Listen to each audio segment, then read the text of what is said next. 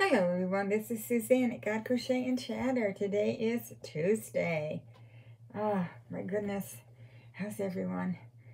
It's been a busy morning for me. I got up at 9:15, which is super early for me, but I'm trying to change up my schedule.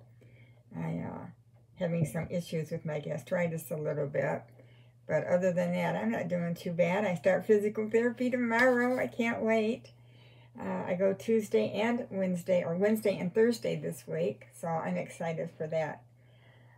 Okay, if you hear that, that goes off about every 3 to 5 minutes.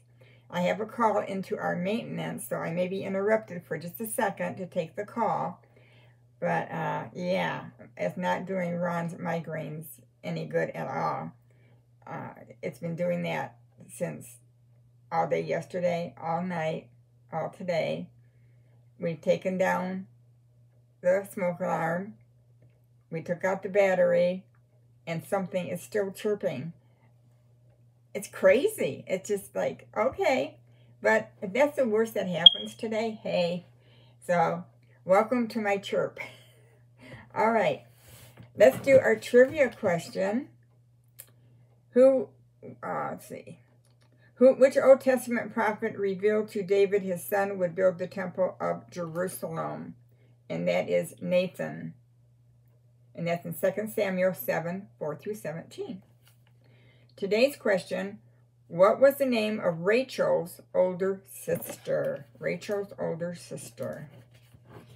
All right, yesterday I did a small giveaway announcement. If you haven't had time to view yesterday's, hop on over there and get in on the giveaway. And I'm adding something to the giveaway. If your name is drawn, I am adding a devotional book from Amazon of your choice.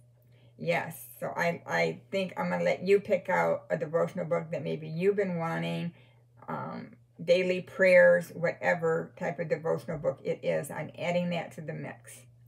And I may add some more along the way. I'll have to see how generous I feel. All right, let's get to today's devotional. Colossians 3, 12 through 17. Clothe yourself with compassion, kindness, humility, gentleness, and patience. Colossians 3, 12.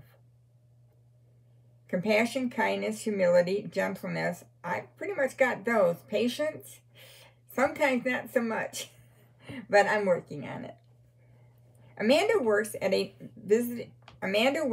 a visiting nurse who rotates among several nursing homes, often bringing her 11-year-old daughter, Ruby, to work. For something to do, Ruby began asking residents, if you could have any 3 things, what would you want? Now, this is a nursing home. And recording their answers in her notebook. Surprisingly, many of their wishes were for little things. Vienna sausages, chocolate pie, cheese, avocados.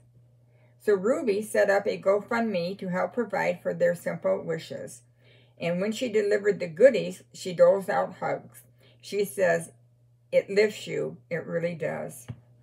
When we show compassion and kindness like Ruby, we reflect our God who is gracious and compassionate and rich in love.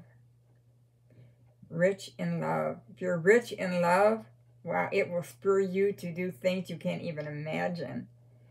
That's why the Apostle Paul urged us as God's people to clothe ourselves with compassion, kindness, humility, gentleness, and patience. Because God has shown great compassion to us, we naturally long to share his compassion with others. And as we do so intentionally, we clothe ourselves in it.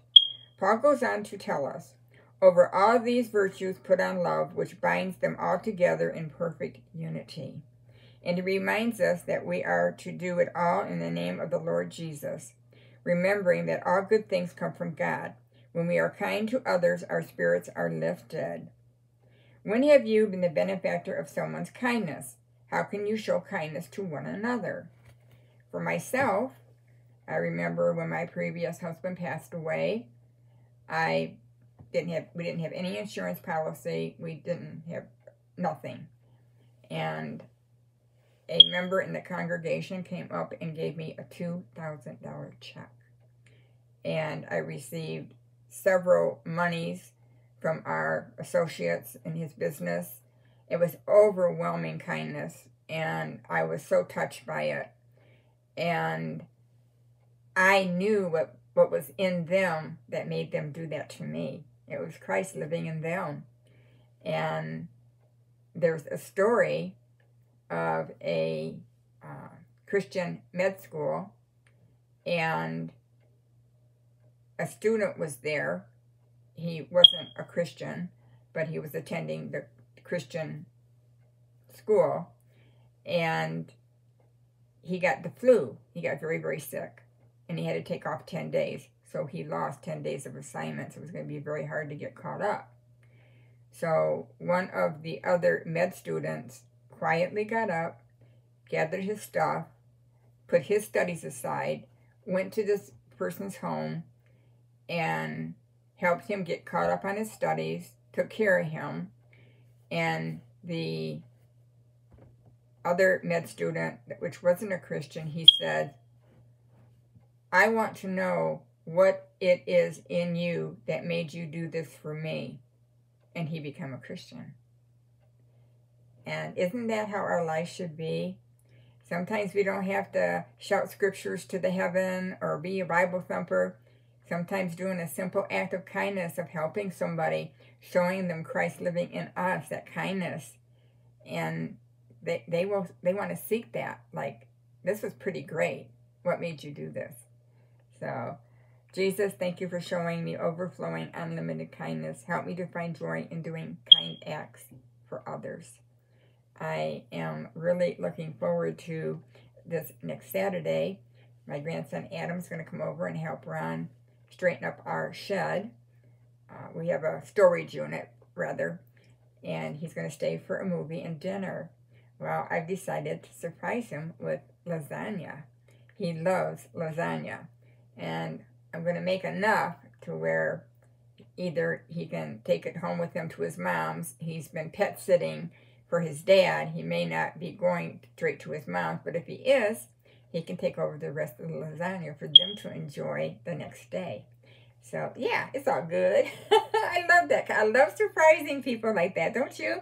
It just pumps me up to want to do more. That's my high in life, is pleasing others and helping them and being kind to them and going out of my way for them.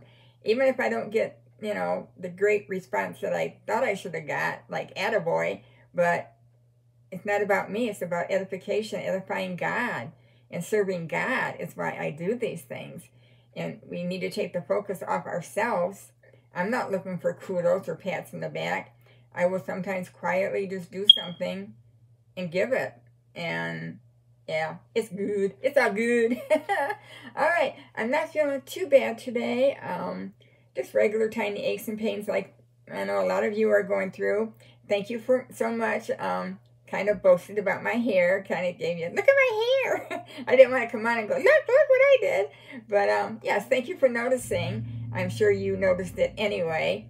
I was auburn for many years, and I just needed a change. Everything I've been through with my surgery, and I just needed something to lift my spirits. And now I feel a little bit more pretty, or I feel a little bit more, it's a physical makeover. Like sometimes when we change up our lipstick, our makeup, our hair, we don't go overboard. It lifts our spirits. There you go. It lifts our spirits and kind of, yeah, okay, I can do this. All right, it's good to be back. As always, I love this. All right, I will be back tomorrow with another great devotional. Tomorrow's Wednesday. Remember, on Thursday is Thirsty Thursdays. Friday is movie or book review plus our devotional. All right. That's it. I love each and every one of you. Lord willing, I'll be back on tomorrow. Take care, everyone. I love you.